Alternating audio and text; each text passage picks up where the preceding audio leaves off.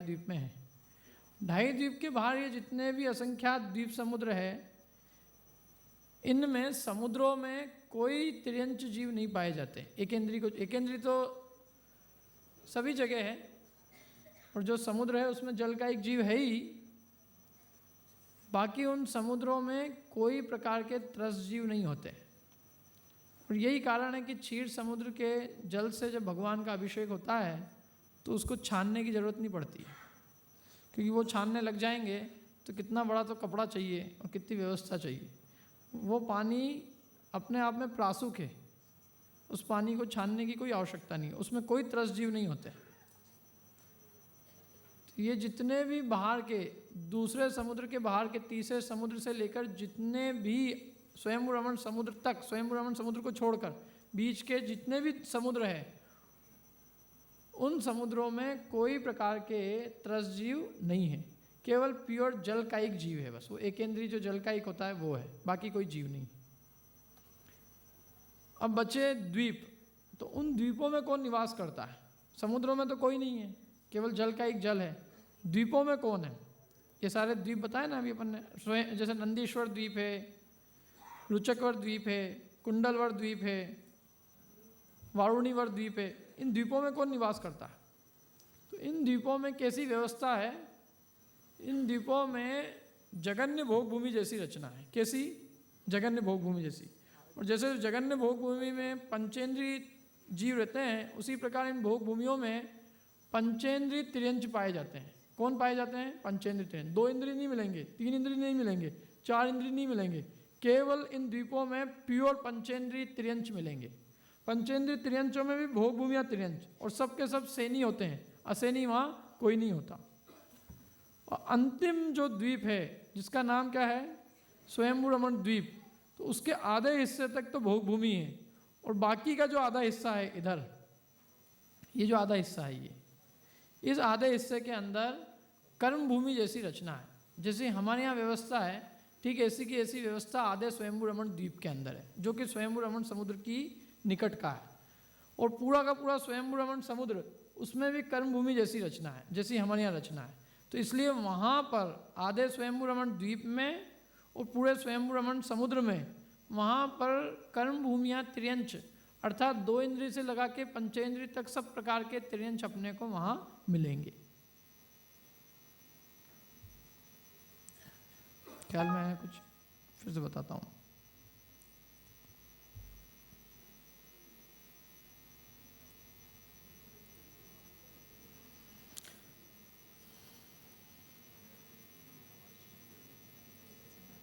ये आपका है आखिरी का स्वयंभू रमण समुद्र, और ये आधा क्या है? आधा स्वयंभू रमण द्वीप। इसमें है कर्म भूमि जैसी रचना। जैसे कर्म भूमि में यहाँ पर 2 इंद्रिय से पंचेंद्रिय तक समस्त तिर्यंच पाए जाते हैं, ऐसे ही आधे स्वयंभू रमण द्वीप में और पूरे स्वयंभू रमण समुद्र में 2 इंद्रिय से पंचेंद्रिय तक सब तिर्यंच है। इसके अलावा ये जो बीच के जितने भी ढाई द्वीप के बाहर और स्वयंभू रमण द्वीप, आधे स्वयंभू रमण द्वीप के पहले बीच के जितने भी द्वीप है, इन द्वीपों में जगन्य भोग भूमियाँ तिर्यंच मिलेंगे, और समुद्रों में कोई नहीं मिलेंगे। ये पूरी व्यवस्था है। ये पूरा मध्यलोक का पूरा पिक्चर है। मध्यलोक में कहाँ कहाँ कौन कौन जीव पाए जाते हैं। तो इसमें असंख्यात द्वीप समुद्र हैं, एक दूसरे को घेरे हुए हैं, और सब दूने दूने व्यास वाले। और अंत में 4 कोने। इन 4 कोनों में कौन रहता है?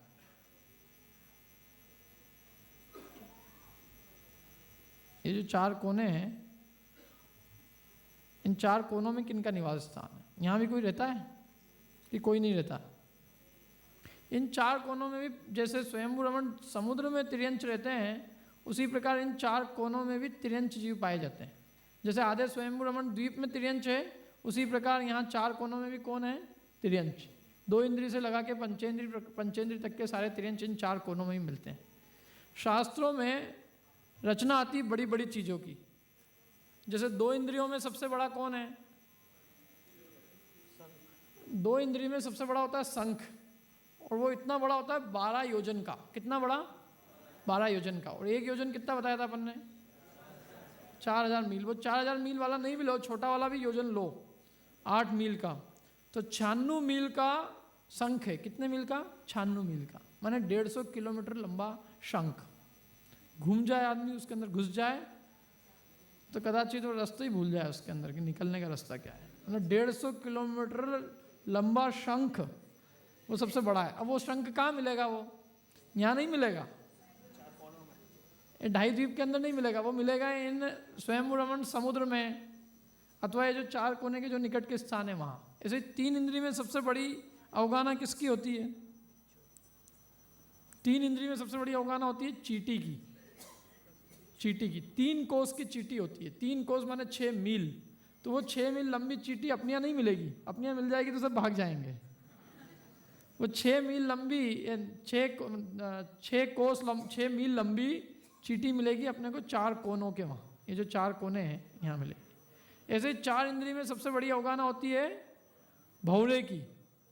वो भौरा होता है 4 कोस माने 8 मील का, 12 किलोमीटर लंबा भौरा।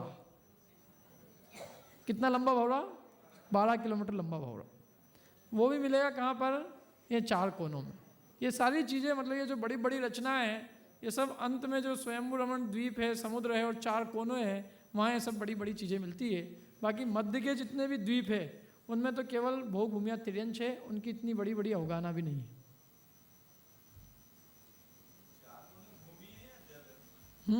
भूमि, ये 4 कोने जो है ये 4 कोनों में भूमि है। यहाँ पर केवल जो भूमि पे जो जीव पाए जाते हैं वो मिलेंगे। और ये जो स्वयंभू रमण समुद्र है, यहाँ जल का एक जीव मिलेंगे।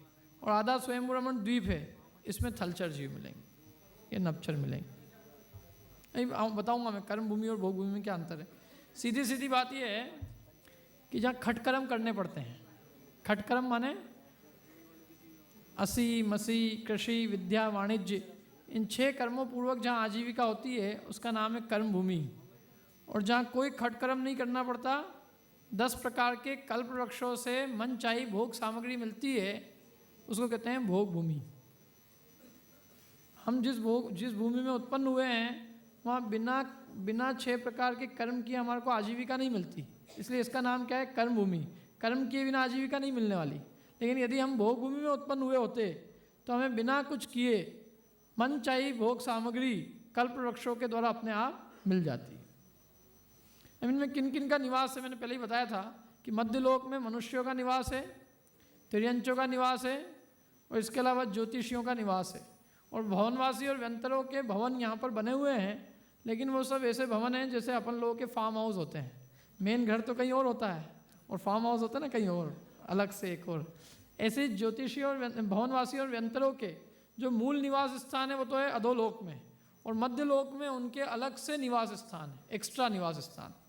इसलिए मूल निवास स्थान उनका यहाँ नहीं है। मूल निवास स्थान तो कहाँ है? भवनवासी व्यंतरों का अधोलोक। लेकिन मनुष्यों का, तिर्यंचों का और ज्योतिषियों का, इनका जो निवास स्थान है वो सब कहाँ है? मध्यलोक में।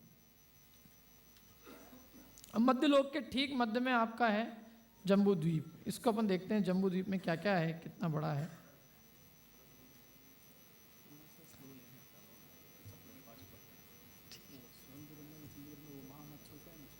हाँ ठीक है। भाई साहब ने बहुत अच्छी बात पूछी, मैं भूल गया था एक्चुअल में उसको, कि 2 इंद्रिय, 3 इंद्रिय, 4 इंद्रिय की अवगाहना तो बताई अपन ने, लेकिन पंचेंद्रिय में सबसे बड़ी अवगाहना किसकी है?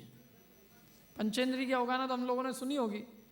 पंचेंद्रियों में सबसे बड़ी अवगाहना होती है मत्स्य की। मच्छा, छोटा बड़ा बच्चा नहीं, बहुत बड़ा मच्छा। कितना बड़ा? 500 योजन लंबा। 1 योजन 8 मील का होता है, तो 500 योजन कितना हुआ? 4000 मील, लगभग 6500 किलोमीटर।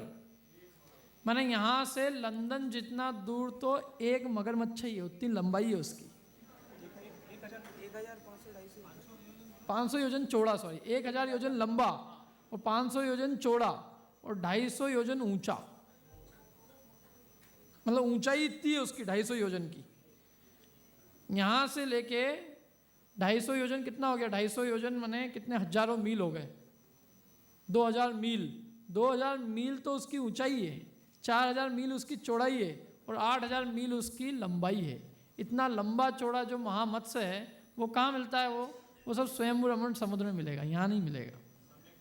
क्या वो सम्यक दृष्टि भी है और मिथ्या दृष्टि भी है। वो सारे महामत्स्य माने जो इतनी बड़ी बड़ी अवगाना वाले, वो स्वयं अंतिम जो स्वयंभू रमण समुद्र है वहाँ है। कारण ये है कि जो इन द्वीप समुद्र हैं ये सब दूना दूना विस्तार है इनका विस्तार दूना दूना है। तो रहने के लिए क्षेत्र भी बड़ा बड़ा है। हमारा जो क्षेत्र है वो सबसे छोटा क्षेत्र है, इसके बाद का जो क्षेत्र है वो दुगना विस्तार वाला है, उसके बाद का दुगना, और अंतिम जो स्वयंभू रमण समुद्र है उसका विस्तार सबसे अधिक है। इसलिए सबसे अधिक विस्तार होने के कारण वहाँ इतने बड़े बड़े जीव होने में भी कोई दिक्कत नहीं है। कितना बड़ा है स्वयंभू रमण समुद्र ज्ञान ख्याल में?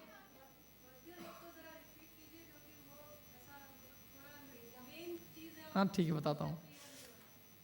ये जो स्वयंभू रमण समुद्र है, ये स्वयंभू रमण समुद्र कितना बड़ा मिलेगा अपने को?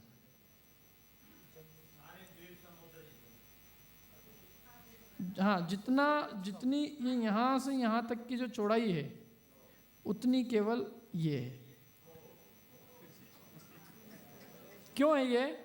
क्योंकि ये दुगना दुगना है ना।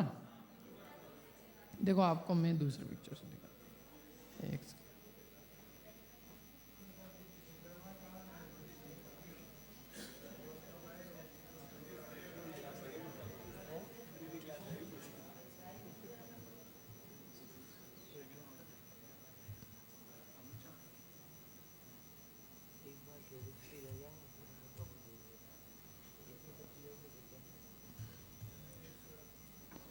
ये यहाँ से यहाँ तक का ये अपना है जम्बू द्वीप।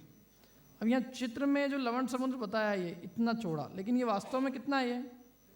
ये इस जम्बू द्वीप से ये डबल है, और जितना ये इससे डबल ये है, और जितनी ये इसकी चौड़ाई है उससे ज़्यादा दुगनी ये है, और इससे दुगनी इतनी ही। तो दुगनी दुगनी हो रही है ना, तो अंत में जो मिलेगा ये इसकी ये जितनी है उससे दुगना ये मिलेगा। तो यहाँ से यहाँ तक की जितनी है वो है आधा राजू, और इससे दुगनी इतनी और इतनी मिला के हो जाएगी आधा राजू, या आधा राजू मतलब सॉरी ये नहीं ये और ये मिला के हो जाएगी आधा राजू। फिर मैं चित्र बनाता हूँ नया।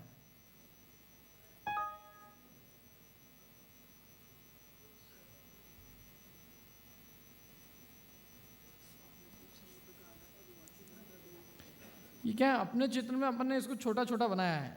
आप सोचो लेकिन कि यदि ये 1 है, ये 2 है, ये 4 है, ये 8 है, ये 16 है, तो ये पूरा यहाँ से यहाँ तक का ये कितना होएगा? ये पूरा 1 राजू है। यदि तो जो आखिरी का द्वीप है, आखिरी का अंतिम जो समुद्र है, ये अकेला कितना बड़ा होना चाहिए? अकेला आधा राजू का है वो, तब वो उससे दुगना होएगा। और उसके पहले वाला जो स्वयंभू रमण द्वीप है वो कितना है? यहाँ से यहाँ तक कितना है? 1/4 राजू, वो चौथाई राजू है, और उससे दुगना आधा राजू का अंतिम स्वयंभू रमण समुद्र। तो अकेले आधे राजू के अंदर स्वयंभू रमण समुद्र आ गया है। दोनों तरफ का मिला के आधा राजू है। 1/4 इधर है, 1/4 इधर है, दोनों मिला के आधा राजू। इसलिए मैंने कहा था कि ये जो यहाँ से यहाँ तक का जितना एरिया है, ये अकेला कितना है? ये आधा राजू है। तो जितना ये है केवल उतना ये और ये मिला के है, ये आधा राजू है पूरा। 75% तो स्वयंभू रमण वाले ले जाते हैं। ये मध्यलोक की पूरी एक बार और स्लाइड आप देख लो। लंबाई चौड़ाई कितनी है उसकी? 1/1 राजू की लंबाई चौड़ाई है, उसकी ऊंचाई है 1,40,000 योजन की। हम जो पूरा जो मध्यलोक का जो चित्र समझ रहे हैं वो केवल लंबाई चौड़ाई की तरफ से समझ रहे हैं। ऊंचाई को अपन ने अभी कवर नहीं किया है। अभी ऊंचाई की अपन चर्चा करेंगे, और ऊंचाई के अंदर कहाँ कहाँ ज्योतिषी विमान रहते हैं, कहाँ सूर्य चंद्रमा के निवास स्थान है, वो सारी चर्चा अपन बाद में करेंगे। अभी अपन केवल बॉटम की बात कर रहे हैं। जिस पृथ्वी तल पे हम रहते हैं उस पृथ्वी तल का कितना विस्तार है, माने वो पृथ्वी तल कितना लंबा चौड़ा है, वो अपने ख्याल में आए। जो पूरी दुनिया ये मानती है कि आज जो 20-25 हज़ार योजन माइल रेडियस का जो पूरा वर्ल्ड है तो अपन ये कह रहे हैं कि 20-25 हज़ार योजन मील कोई चीज़ ही नहीं है। अकेला जम्बू द्वीप 40 करोड़ मील का है, और जम्बू द्वीप के बाद में उसको घेर के जो लवण समुद्र है वो 80 करोड़ मील है। ऐसे बढ़ते जाएंगे आगे आगे तो दुने दुने विस्तार वाले असंख्यात द्वीप समुद्र है। और अंतिम जो समुद्र है उसका नाम है स्वयंभू समुद्र, जिसका दोनों तरफ की चौड़ाई का अपन नाप करेंगे टोटल तो वो अकेला केवल आधा राजू आएगा। इतना बड़ा विस्तार है पूरे मध्य लोक का। और हम जहाँ रह रहे हैं ये तो केवल जम्बू द्वीप का एक छोटा सा हिस्सा है, जिसकी भी अपन चर्चा करेंगे कि जम्बू द्वीप के अंदर क्या है। ठीक है यार, यहाँ तक क्लियर? अपन जम्बू द्वीप देखते हैं क्या है जम्बू द्वीप।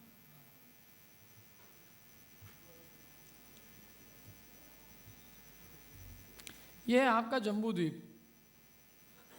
3 लोक के मध्य में मध्य लोक त्रस नाड़ी है, और त्रस नाड़ी के ठीक मध्य में मध्य लोक है। मध्य लोक के ठीक मध्य में जम्बू द्वीप है, और जम्बू द्वीप के ठीक मध्य में सुदर्शन मेरु है। ये सुदर्शन मेरु पूरे लोक का एकदम सेंटर पॉइंट है, बिल्कुल मध्य है। ये मतलब सुदर्शन मेरु है जैसे अपने हृदय के अंदर नाभि होती है ना, अपने शरीर के अंदर नाभि बिल्कुल सेंटर में, ठीक उसी प्रकार पूरे 3 लोक के मध्य में सुदर्शन मेरु है। सुदर्शन मेरु पूरा नाम सुदर्शन नहीं, सुदर्शन मेरु अलग चीज है और सुमेरु पर्वत अलग है। सुमेरु तो 5 है, मेरु पर्वत 5 है, अलग अलग नाम है उनके। सुदर्शन मेरु, विजय मेरु, मंदर मेरु, विद्युन्माली मेरु। हम जिस मेरु की चर्चा कर रहे हैं वो बीच के सुदर्शन मेरु की चर्चा कर रहे हैं। बाकी 4 मेरु की चर्चा अपन बाद में करेंगे। केवल अकेला जो बीच का सुदर्शन मेरु है वो सुदर्शन मेरु सेंटर पॉइंट है, बाकी 4 मेरु सेंटर पॉइंट नहीं है। और जितने सुदर्शन मेरु की ऊंचाई है उतनी पूरी मध्य लोक की ऊंचाई है। अन्य 4 मेरु की ऊंचाई 1 लाख योजन नहीं है। अन्य 4 मेरु की ऊंचाई केवल 85,000 योजन है, 85,000 योजन।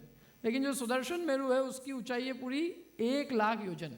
आपने कभी मंदिरों में पंचमेरु के वो देखे हों, यदि चांदी के बने हुए पंचमेरु, तो जो बीच का मेरु होता है वो तो ऊंचा होता है, और बाकी के जो 4 मेरु होते हैं वो थोड़े छोटे होते हैं। और 4 मेरु की साइज़ एक सी होती है, लेकिन बीच के मेरु की ऊंचाई थोड़ी ज़्यादा होती है। तो वो जो बीच का मेरु की जो ऊंचाई है 1 लाख योजन, उतना ही ये सुदर्शन मेरु की ऊंचाई, मतलब उतना ही बड़ा मध्य लोक की ऊंचाई है, और वो पूरा सेंट्रल पॉइंट है। बाकी 4 योजन सेंट्रल पॉइंट है भी नहीं, और उनकी ऊंचाई भी कम है। तो इस पूरे जम्बू द्वीप के ठीक मध्य में सुदर्शन मेरु है, जिसकी ऊंचाई कितनी है? 1 लाख योजन। 1,000 योजन जमीन के अंदर और 99,000 योजन ऊपर। 40 योजन की चूली का, 40 योजन की चूली का वो अपन और लेंगे। अच्छा, ये जो जम्बू द्वीप है इसका आकार किसके जैसा है? इसमें थाली के समान गोल है ये। बाकी जितने भी द्वीप समुद्र हैं वो सब चूड़ी के आकार के हैं। जैसे थाली को घेर के अपन कोई मोटी चूड़ी रख दो, और फिर उस मोटी चूड़ी को घेर के फिर दूसरी चूड़ी रख दो, फिर उस दूसरी चूड़ी को घेर के फिर तीसरी चूड़ी रख दो। ऐसे चूड़ी को घेर घेर के अनेक चूड़ियाँ रखी जा सकती है, लेकिन सबसे बीच में चूड़ी नहीं है, सबसे बीच में क्या है? थाली है। तो जम्बू द्वीप का आकार किसके समान है? थाली के समान। इसका व्यास माने इसका डायामीटर वो कितना है? एक कोने से दूसरे कोने तक 1 लाख योजन। यहाँ से यहाँ तक, यहाँ से यहाँ यहाँ तक, ये इसकी चौड़ाई है 1 लाख योजन। और 1 योजन है, ये यहाँ पर 1 योजन लेना है 4,000 मील। तो 1 योजन 4,000 मील, तो 1 लाख योजन कितने मील? 40 करोड़ मील। तो जम्बू द्वीप कितना लंबा चौड़ा है? 40 करोड़ मील लंबा चौड़ा है। यानी एक किनारे से यहाँ तक किसी को जाना हो भरत क्षेत्र से इरावत क्षेत्र में, तो उसको 40 करोड़ मील ट्रेवल करना होगा। और ये बिल्कुल ठीक मध्य में विदेह क्षेत्र के बीच में सुमेरु पर्वत। तो यहाँ से यहाँ तक जाना होगा तो कितना ट्रेवल करना पड़ेगा? 20 करोड़ मील हो यदि ताकत, यदि 20 करोड़ मील ट्रेवल करने की, तो आपको इसी भव में सुदर्शन मेरु के दर्शन हो जाएंगे। ऐसे ही ये जो विदेह क्षेत्र है, ये पीले रंग के अंदर विदेह क्षेत्र है, तो ये भी यहाँ से करोड़ों मील दूरी पर है।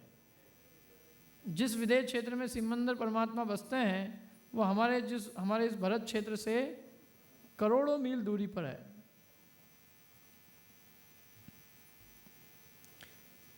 तो इसके ठीक मध्य में सुदर्शन मेरु है नाभि के समान। और इस जम्बू द्वीप में और क्या क्या चीज़ें हैं उनकी देखते हैं हम लोग। इस जम्बू द्वीप के अंदर 6 पर्वत है जिन्होंने इस जम्बू द्वीप के 60 टुकड़े किए हुए हैं। जैसे ये अपना कमरा है, इस कमरे के अंदर यदि अपन 6 दीवार खड़ी कर दें तो कितने एरिया बन जाएंगे? 7। उसी प्रकार इस जम्बू द्वीप के अंदर 6 दीवार खड़ी की गई है। 6 दीवार, जो कि दीवारें होती ना एक कोने से दूसरे कोने तक, उसी प्रकार पूरब से पश्चिम तक की चौड़ाई वाले ये 6 पर्वत है। ये प्रथम पर्वत का नाम है हिमवन पर्वत, दूसरे का नाम है महाहिमवन, तीसरे का नाम है निषद, फिर नील, रुक्मी और शिखरी। ऐसे ये 6 पर्वत है। और इन 6 पर्वतों ने पूरे जम्बू द्वीप को 7 हिस्सों में बांट दिया। हिमवन पर्वत के इधर का हिस्सा है उसको कहते हैं भरत क्षेत्र। जो हिमवन और महाहिमवन के बीच का क्षेत्र है उसका नाम है हेमवत क्षेत्र। और महाहिमवन और निषद के बीच के क्षेत्र का नाम है हरित क्षेत्र। और निषद और नील पर्वत के बीच के क्षेत्र का नाम है विदेह क्षेत्र। और नील और रुक्मी के बीच का नाम है रम्यक क्षेत्र। और रुक्मी और शिखरी के बीच का है हिरण्यवत। और शिखरी के ऊपर का जो हिस्सा है उसका नाम है एरावत क्षेत्र। इस प्रकार इस जम्बू द्वीप में 6 तो है पर्वत और 7 है क्षेत्र। हिमवन, महाहिमवन, निषद, नील, रुक्मी, शिखरी, ये 6 पर्वतों के नाम हैं। और क्षेत्रों के नाम क्या हैं? भरत, हेमवत, हरि, विदेह, रम्यक, हिरण्यवत और एरावत। इसकी विशेषता क्या है इस जम्बू द्वीप के आकार की कि ये बिल्कुल इसकी जो नीचे की इमेज है उस नीचे की इमेज की identical image identical mirror image ऊपर की है। माने यदि हम बॉटम तक का बिल्कुल सेंटर के अंदर यदि एक लाइन खींचें और यदि नीचे की रचना हम यदि समझ लें तो जैसी नीचे की रचना है ठीक वैसी की वैसी रचना